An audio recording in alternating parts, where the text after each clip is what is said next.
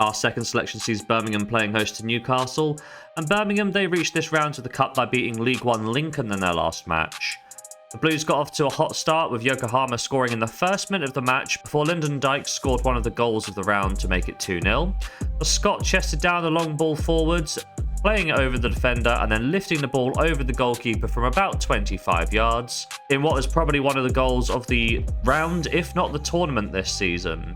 Lincoln did peg back a goal in their own right in stoppage time thanks to a penalty, with the scores finishing 2-1 to Birmingham. That victory made it 3 wins in the FA Cup for Birmingham, playing aside from the National League, League One and League Two, winning all with relative ease.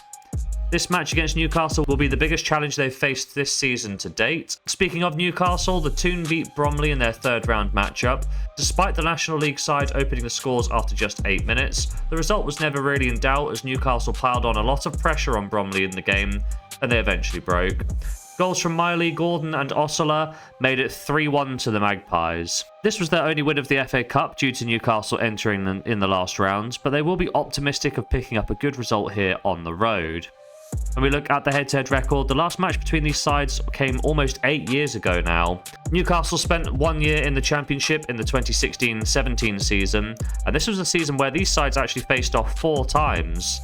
Newcastle won the first encounter by 4-1 at St James Park, before a goalless draw at St Andrews in the league. They also faced off in the FA Cup, and after a 1-1 draw at St Andrews, Newcastle won the replay by 3-1.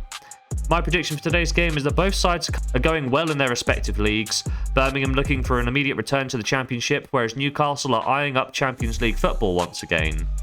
Despite the league form, both of these sides want to give a good account of themselves in the domestic cups, with Newcastle keen on ending that long drought without a trophy.